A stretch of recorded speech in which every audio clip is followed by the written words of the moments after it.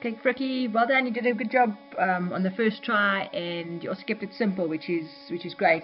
Maybe too simple, but let's go over a couple of things here with Carl. You just got to watch that you don't contradict yourself. You say that he is going to hit a push slice, but you say he's got a strong grip. So a push slice and a strong grip don't really correlate with each other. So that's just what I have to mark you down on that one. Also, again, if you look at his setup, his shoulders are way left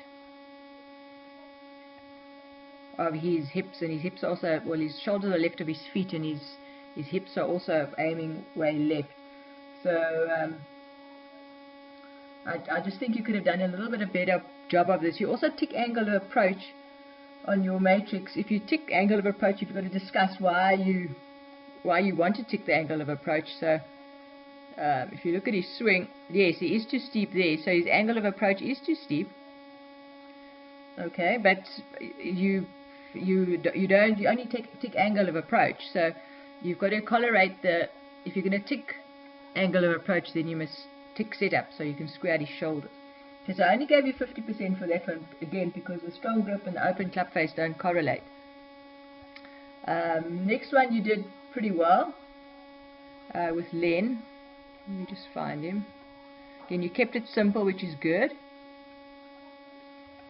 Yes, his grip is weak, so the club face will tend to be open, especially more with the longer clubs. And then because of the weak grip, again, what you could have put down is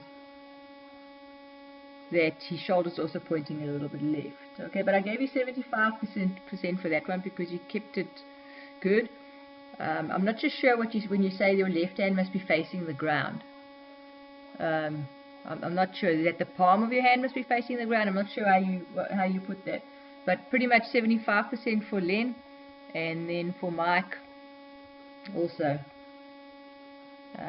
Yes, you definitely, his first lesson, I agree with you completely. It would definitely be a lesson on grip, because yes, his grip is extremely weak. But again, you must just watch. If you're only going to work on his grip, which is fine, it's fine, then in your matrix you must tick off face for the law, and then you must tick off grip for the principle.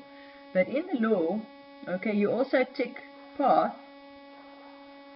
Okay, and you haven't worked on his path or his setup at all, so you've got to correlate the two. If you're going to tick face, then add grip with it.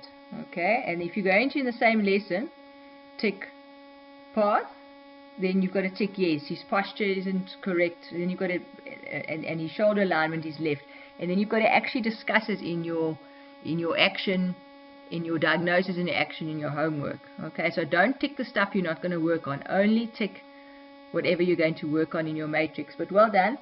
So with your everything there put together, your class mark is about 60, let's just see, 267%, which isn't bad for the first time out. And also I think you were a little bit short. You needed to give me a little bit more info for higher marks.